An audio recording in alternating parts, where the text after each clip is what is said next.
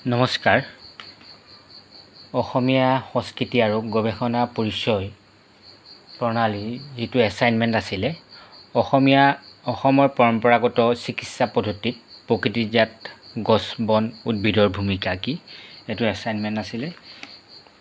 বহুতে কৈ আছিলে এই এছাইনমেণ্টটো এনসাৰ দিবৰ কাৰণে মই দিবলৈ লৈছোঁ।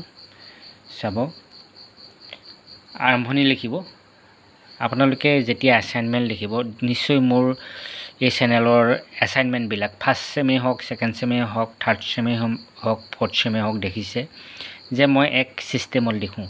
এছাইনমেণ্ট লিখোঁতে আচলতে আৰম্ভণি আৰু সামৰণি দিব লাগিব আৰু মাজত আপোনালোকে এছাইনমেণ্টৰ যি প্ৰশ্ন সুধিছে সেই কথা দিব লাগিব।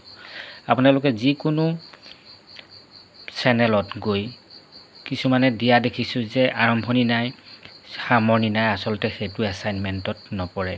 এছাইনমেণ্ট শুদ্ধ হ'বৰ কাৰণে এটা ইন্ট্ৰডাকশ্যন থাকিব লাগিব, এটা কনক্লুজন থাকিব লাগিব যিকোনো, আৰু গোটেইখিনি যিটো প্ৰশ্নটোৱে যি সুধিছে সেইখিনি আচলতে সম্পূৰ্ণকৈ দিব লাগিব। তেতিয়াহে আপুনি এটা ভাল নম্বৰ লাভ কৰিব। এছাইনমেণ্টত আপুনি যেতিয়া ভাল নম্বৰ লাভ কৰিব তেতিয়া আপোনাৰ কি হৈছে, পৰীক্ষাৰ ৰিজাল্ট ভাল হোৱাত ই যথেষ্ট সহায় কৰে।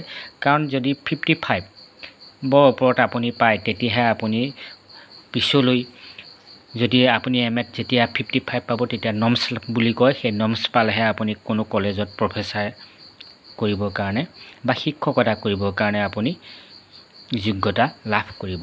সেইটো কাৰণে চাব, এছাইনমেণ্টক কোনো ক্ষেত্ৰতে আপোনালোকে ইগন'ৰ নকৰিব, ভালদৰে দিব যাতে এছাইনমেণ্টত লাভ কৰা নম্বৰে আপোনাক এটা ফাৰ্ষ্ট ক্লাছ আনি দিব পাৰে বা নমছ আনি দিব পাৰে, যিয়ে আপোনাক পৰৱৰ্তী কালত কলেজ শিক্ষকৰ চাকৰি প্ৰদান কৰিবলৈ যোগ্যতা প্ৰদান কৰিব পাৰে। আৰম্ভণি লিখিব। অসমৰ পৰম্পৰাগত চিকিৎসা পদ্ধতিত প্ৰকৃতিজাত গছ বন উদ্ভিদৰ ভূমিকা অসীম।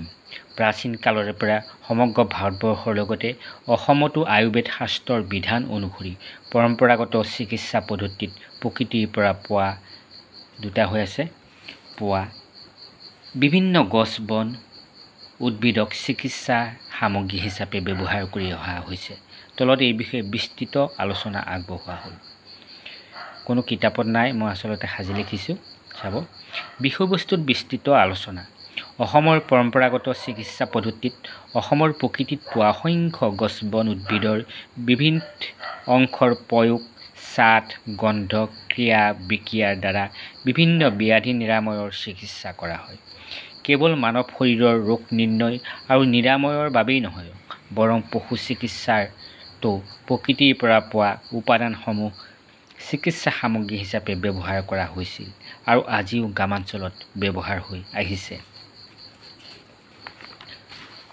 অসমৰ পৰম্পৰাগত চিকিৎসাত ব্যৱহৃত কেইবিধমান প্ৰকৃতিজাত গছ বন উদ্ভিদ হৈছে তুলসী, নেমু, ডাব নাৰিকল, নিমপাত, দৰুণ শাক, মানিমুনি, শেৱালি ফুল, ভেদাইলতা, নৰসিংহ, চিৰতা, টেঙেচি, শকোতা, তিতাফুল, আমলখি, শিলিখা, অমিতা, অমৰা, কলগছৰ বিভিন্ন অংগ, তেতেলী আদি।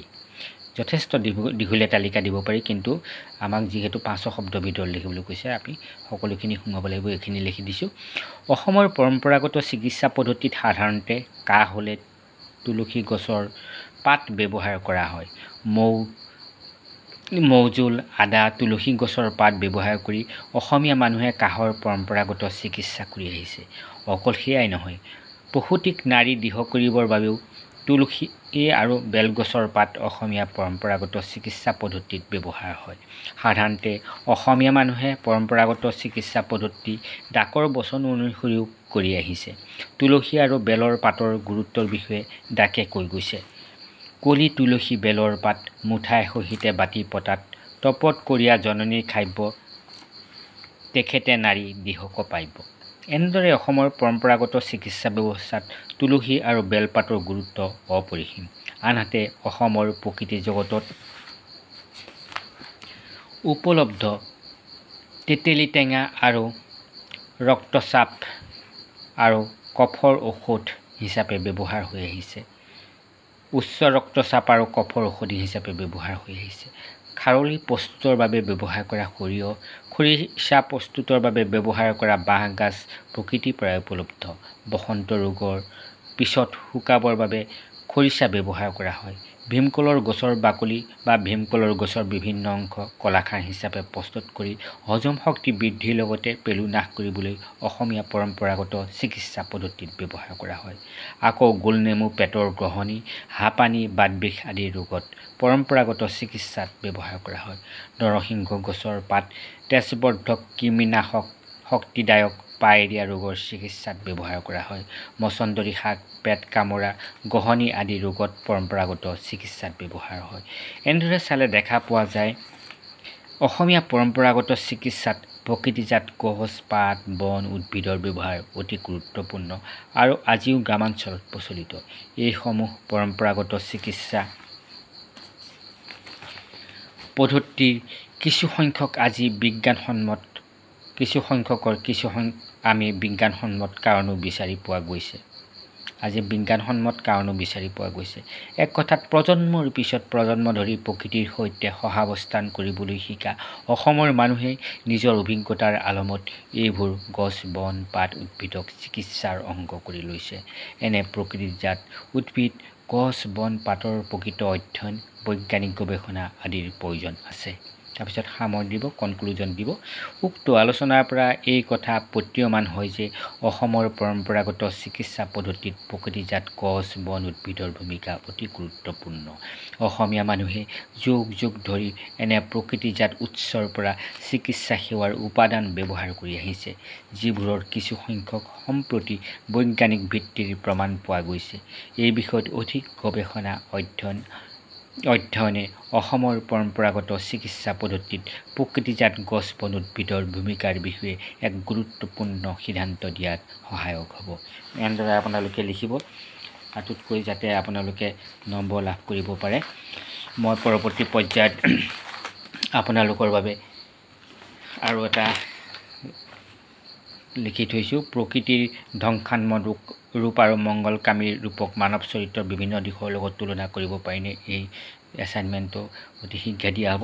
তাৰোপৰিও যি ফাৰ্ষ্ট চেমত কিছুসংখ্যক এছাইনমেণ্টৰ এনচাৰ বিচাৰিছে বহুকেইজনে, আৰু মই সেইসমূহো দিয়াৰ চেষ্টা কৰিম শীঘ্ৰে।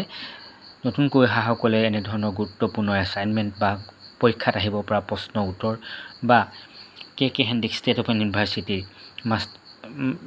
ইউনিভাৰ্চিটি বিভিন্ন ধৰণৰ ইনফৰ্মেশ্যনৰ বাবে মোৰ চেনেলটো ছাবস্ক্ৰাইব কৰি ল'ব আৰু লাইক কমেণ্ট কৰি কেনেকুৱা হৈছে জনাই পৰৱৰ্তী ভিডিঅ' দিবলৈ উৎসাহিত কৰিব বুলি আশা ৰাখি আজিলৈ আহোঁ। ধন্যবাদ।